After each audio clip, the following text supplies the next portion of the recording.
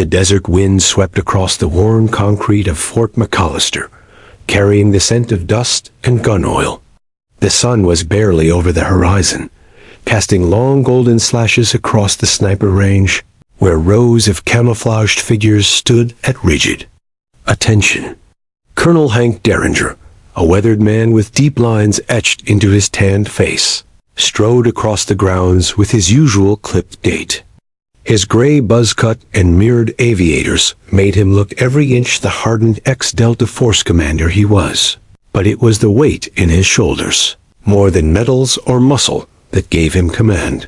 The colonel stopped mid-step when he saw the beat-up pickup truck rumble toward the gate. It didn't belong.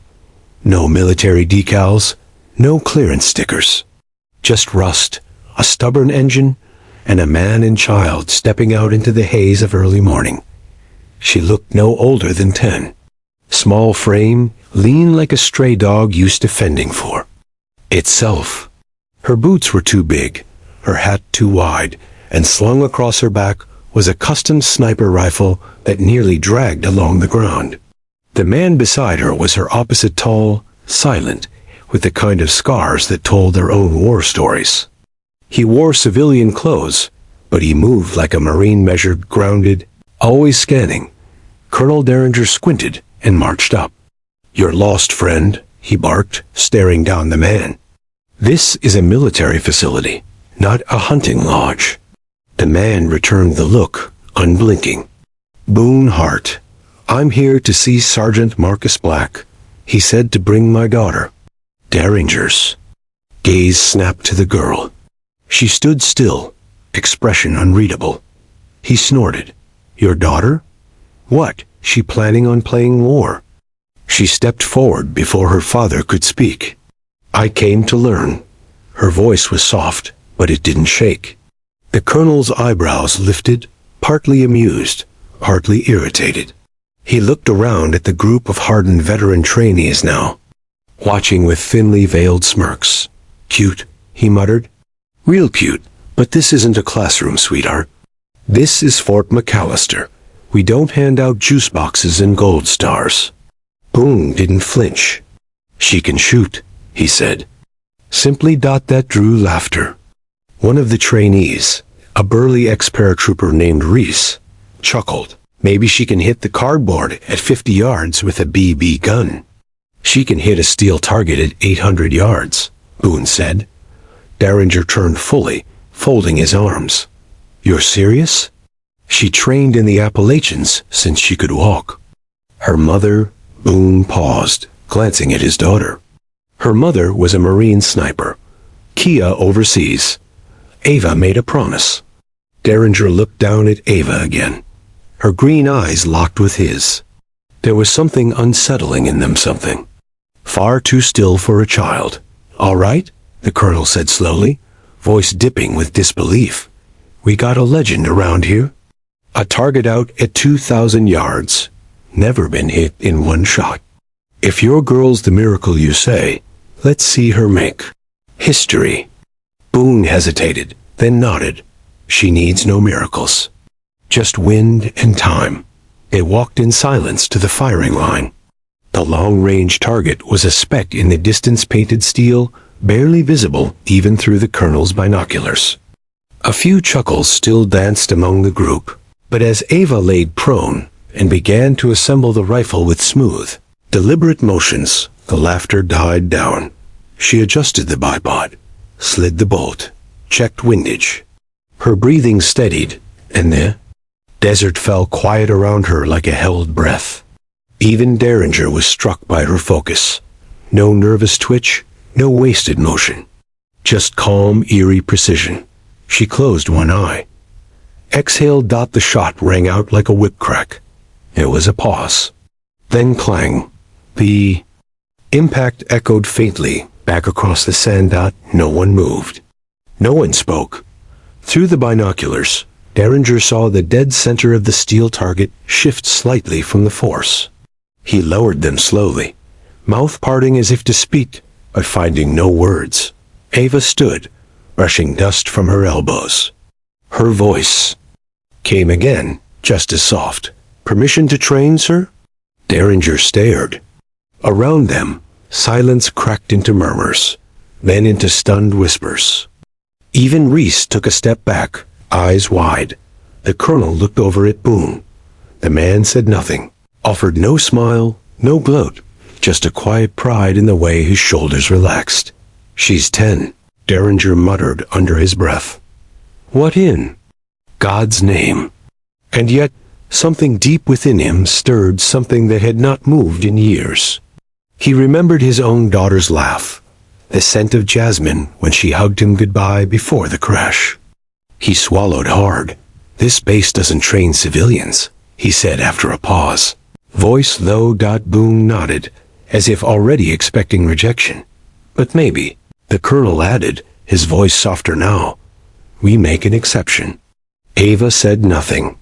She just nodded once, then walked toward the training barracks, rifle slung high and bootsteps steady. Colonel Derringer watched her go, and for the first time in years, he didn't feel like laughing. He felt like listening. And that scared him, more than he could say. Ava's presence on the base became a quiet disruption. Soldiers stopped mocking her, at least to her face, but the stares lingered, muttered jokes hanging in the air like spent shell casings. Colonel Derringer watched her from a distance most. Days, arms folded, jaw clenched. There was something about the way she moved, how she carried herself with unearned discipline, that rattled him. It wasn't defiance. It was clarity. And clarity, he knew, didn't come without a price. She trained beside the others, but never spoke unless spoken to. She slept in an unused instructor's hut with her father, Boone, who kept her gear clean and her mind sharp. Boone didn't say much either. He was a man carved out of silence, stitched together with pain and patience. When he did speak, it was only to correct her aim, adjust her posture, or remind her to breathe slower. Ava responded with nods, each more precise than the last.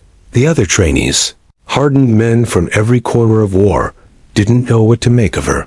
Some pretended she wasn't there. Others threw sideways glances as she quietly outperformed them in target tracking and wind correction. Reese, the paratrooper who had laughed the loudest, now left the range early most days.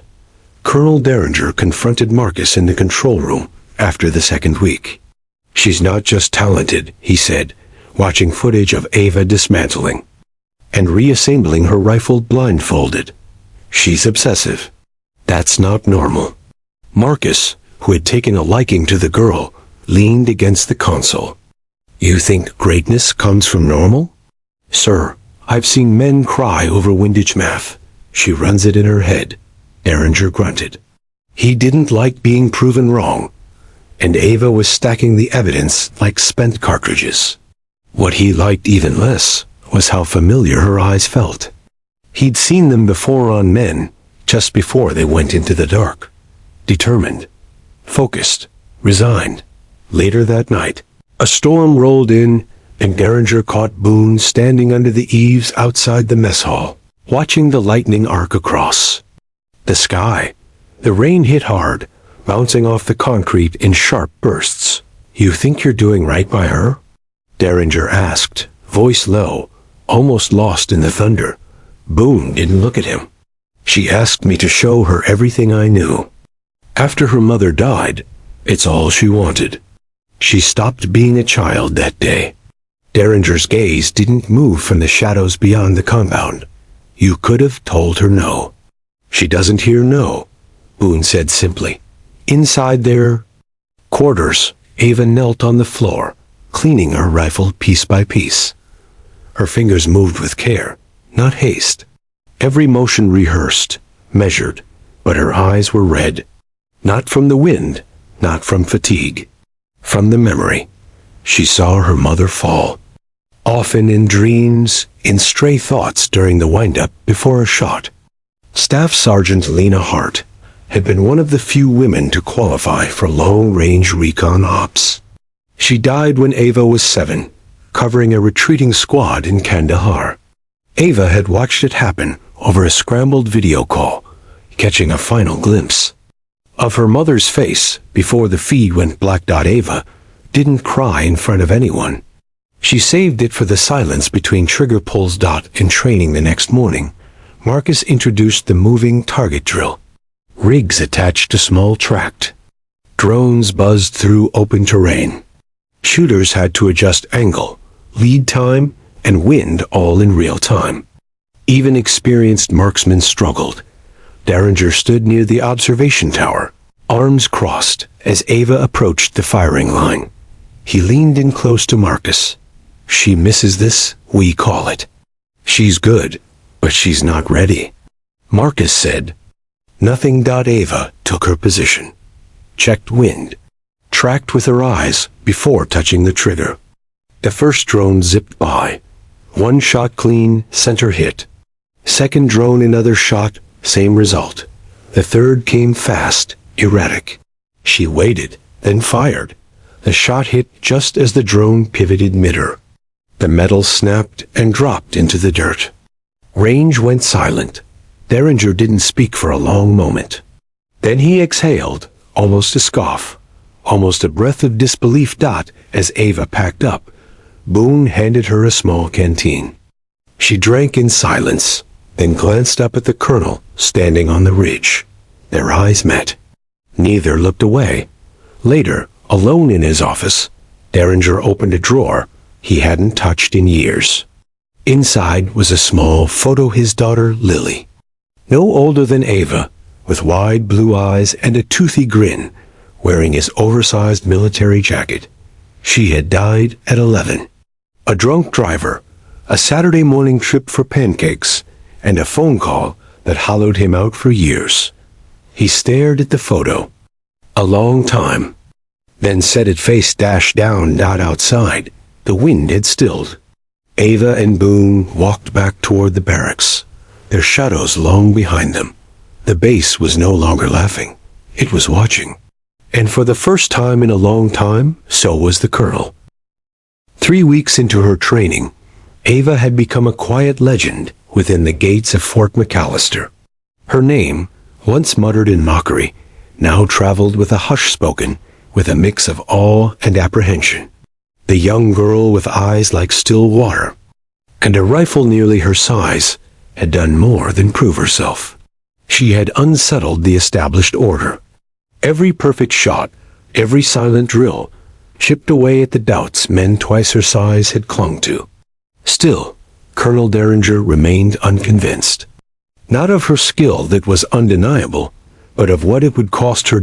Ava spent her mornings on the long-range course, her afternoons analyzing wind patterns and bullet trajectories with Marcus, and her evenings running simulations under Boone's watch. Her hands were raw from the rifle's recoil, shoulders bruised from stubborn repetition, but she never complained. Pain was part of the pact she'd made with herself. Boone noticed it, all the limp she tried to hide, the way she rubbed her collarbone when she thought no one was looking, but said nothing. She'd inherited her mother's fire, and he knew better than to try and douse it. Colonel Derringer watched her from the control tower during a stress drill. The wind was picking up, unpredictable. Targets rotated on hydraulic arms, shifting every 3 seconds. Most trainees scored under 50% on a good day. Ava scored 82. No one spoke after she finished. Even Marcus looked rattled. After the drill, Derringer called Boone into his office. The small room smelled of old leather and oil, lined with framed citations and dusty medals. The colonel leaned forward on his desk, hands steepled. "She's crossing a line," he said. "This isn't about the shot anymore. It's about who she's becoming." Boone didn't sit. Who she is becoming is exactly who she needs to be. She's 10. Boone's eyes darkened. She's 10, and she's already faced more loss than most of these men. Derringer stood, voice rising. "You think I don't know about loss? I buried a daughter before I buried my wife. I know what it does to a man. I know what it does to a child." Silence filled the room like smoke. Boone's expression didn't change, but something flickered in his eyes' acknowledgement. Perhaps, or a shared ache neither man had words for. That night, a rumor spread like wildfire across the compound. A new challenge. The 2,000-yard shot. A bet. Reese had put up $500 saying Ava couldn't do it again, not under controlled, high wine conditions. Others added to the pot. By morning, nearly every man on base had placed a wager. Derringer didn't approve it, but he didn't stop it either. Ava sat on the edge of the training yard, polishing the scope of her rifle. Boone crouched beside her, watching the dust swirl across the landscape. "You don't have to do this," he said softly. She looked at him, her face unreadable. "I already did it once. They think it was luck." Boone placed a hand on her shoulder. "This isn't about the shot. This is about you proving something to men who've already decided what they believe." She didn't answer.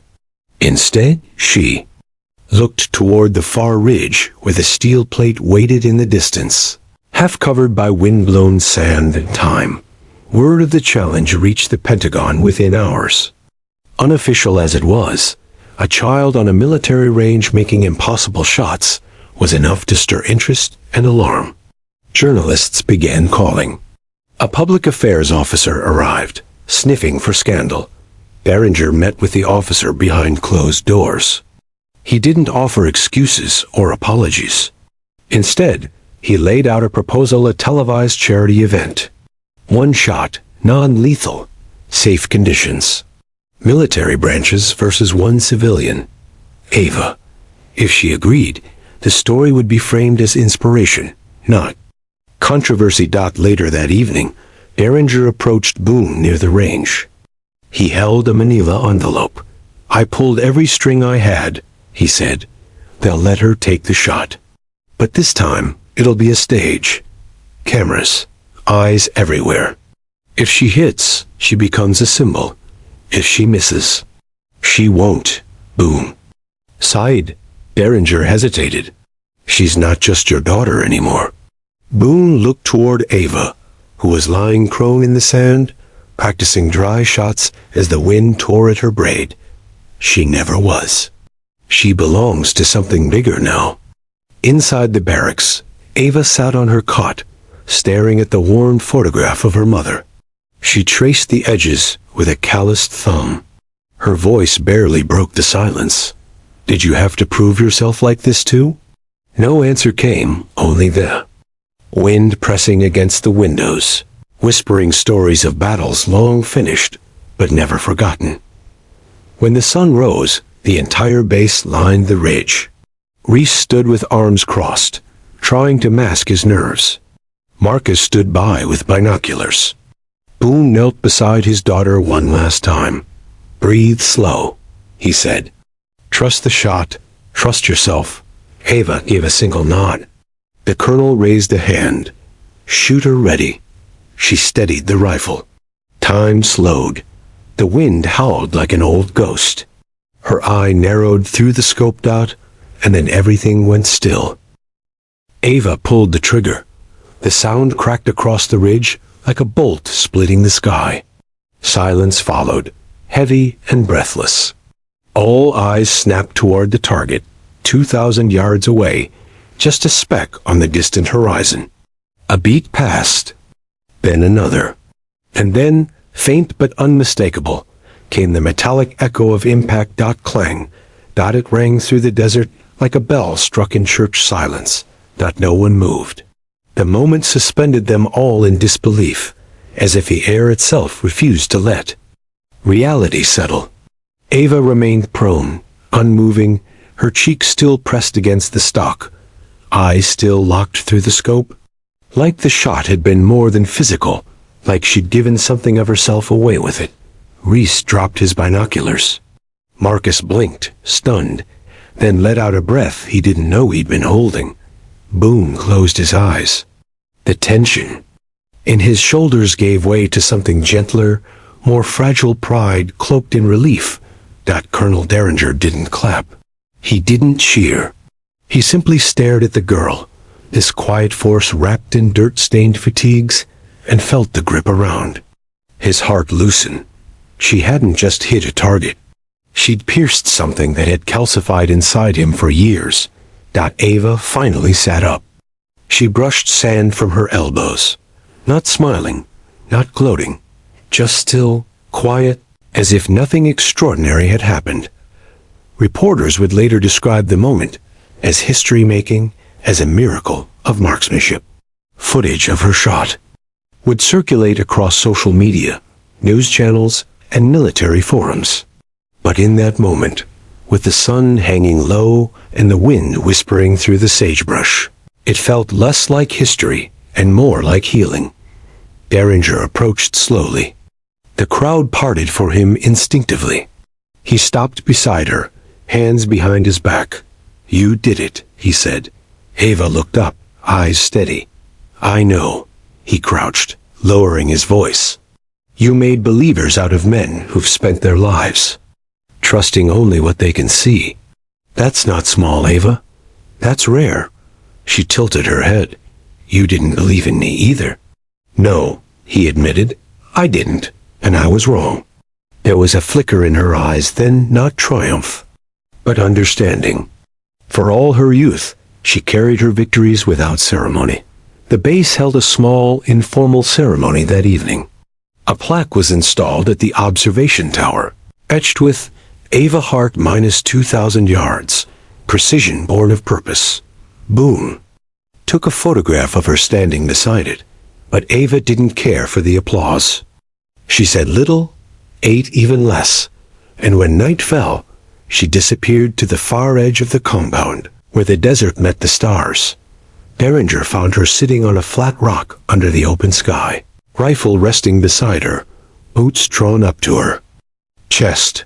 "I always liked this ridge," he said, settling down beside her. "Back when I still believed in something." She didn't look at him. "Do you believe now?" He looked at the stars, thinking of Lily, of roads he never traveled, of laughter he hadn't heard in years. "I think I'm learning how." They sat in silence for a while. Just two silhouettes under the night, bound by loss and something, beginning to resemble redemption. "You remind me of someone I lost," Derringer said finally. Ava nodded. "I think that's why you are afraid of me. You're right. I don't want to be a symbol," she whispered. "I just want to be good. Good enough to keep her memory alive." "You already have," he said. A few days later, the base received an official message from command.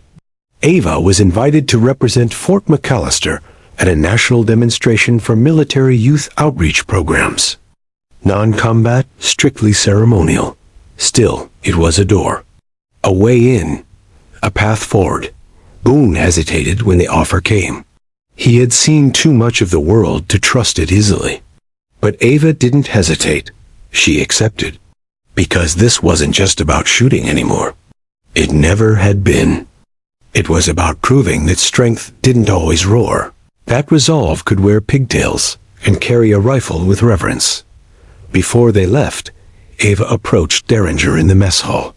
The base had returned to routine, but something had shifted. Eyes no longer watched her like an anomaly. They watched like they were learning. She extended a folded piece of paper. He opened it slowly. Inside was a hand-drawn bullseye. The words, "Thank you for doubting me," scribbled in neat pencil. He stared at it a long time. "What makes you think I deserved thanks? You made me reach further." Boone and Ava drove off that afternoon, in the same battered truck they'd arrived in. But the girl who left wasn't the same. She carried more than gear now.